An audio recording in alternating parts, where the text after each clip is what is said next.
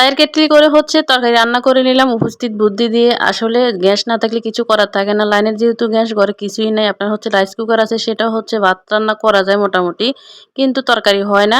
গতকালকে তো totally gas ছিলই না। ভাবছিলাম পরে আজকে চলে আসবো। দেখি আজকেও আসতেছে না। ভাত মোটামুটি রান্না করতেছি রাইস কুকারে। তো তরকারি রান্না করতে পারতেছি না। তো উপস্থিত বুদ্ধি দিয়ে হচ্ছে আপনার কেটলির মধ্যে তরকারিটা রান্না করব। তো প্রথমে হচ্ছে আমি মুরগি ভালো করে হচ্ছে আপনার আগে সুন্দর করে মাখিয়ে নিব। নেওয়ার পরে হচ্ছে আমি কেটলির মধ্যে দিব। তো ভাবতেছি আগে হচ্ছে আপনার কেটলির মধ্যে দিয়ে দেখি হয় কিনা।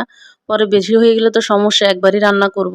তো প্রথমে আবার হচ্ছে আপনার কেটলির ভিতরে দিয়ে আবার হচ্ছে ঢাললাম। ঢালার পরে হচ্ছে এখন সবকিছু দিয়ে ভালো করে মেখে নিব। মেখে হচ্ছে রান্নাটা বসাবো আরকি। অনেক আপুরা আমি একটা রিল দিছিলাম। অনেক আপুরা বলতেছে, "আপু দেখি কিভাবে রান্না হয়েছে আমি দেখব।" আসলে রান্না করাটা অতটা সহজ ছিল না। বুদ্ধি খাটিয়ে হচ্ছে রান্নাটা করেছি। খেতে কিন্তু মন্দ হয় নাই, আলহামদুলিল্লাহ ভালোই হয়েছে। তো সবকিছু দিয়ে এখানে হচ্ছে আমি আপনার ভালো করে মেখে নিব। মেখে আমি অনেকক্ষণ রাখছিলাম। রাখার পরে হচ্ছে আমি কেকটির ভিতরে দিব। আসলে আপনি যখন যেকোনো কিছু রান্না করতে যাবেন, তখন কিন্তু আপনার ভিতরে ভয় কাজ করবে। ভয় কাজ করা তো স্বাভাবিক ব্যাপার, তাই না? অনেক ভয় কাজ করছিল। তো অনেক ভয়কে জয় করতে হয় কিছু সময় আপনার উপস্থিত বুদ্ধি খাটিয়ে।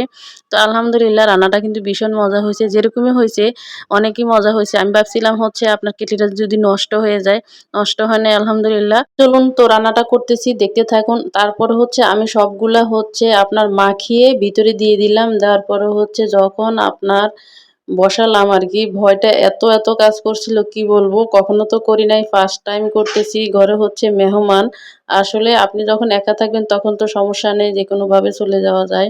যখন মেহমান থাকে তখন আরেকটু হচ্ছে আপনার চিন্তা বেশিই থাকে। তো আমি সবকিছু দিয়ে হচ্ছে আপনার এখন বসিয়ে দিব। লবণ কম দিছিলাম। তো আমি এখন হচ্ছে লবণ দিয়ে আবার একটু নাড়াচাড়া করে দিব।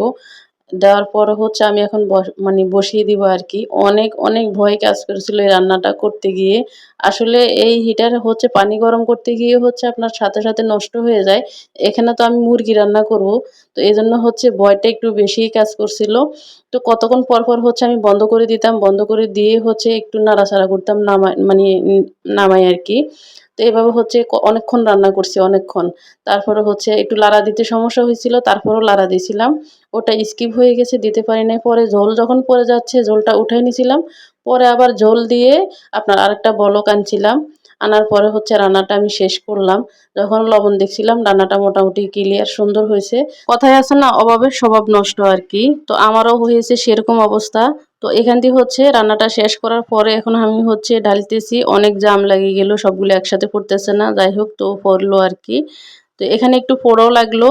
তো পোড়া লাগার কারণে হচ্ছে আপনার কেটলিটা দাঁড়ায় গেছিল। পরে আবার ঠিক হয়ে গেছে। তো সবাই ভালো থাকবেন। আর রান্নাটা কেমন হয়েছে জানাবেন। সবাই কিন্তু ট্রাই করতে যাবেন না। একবারই তো বললাম, অভাবে স্বভাব নষ্ট।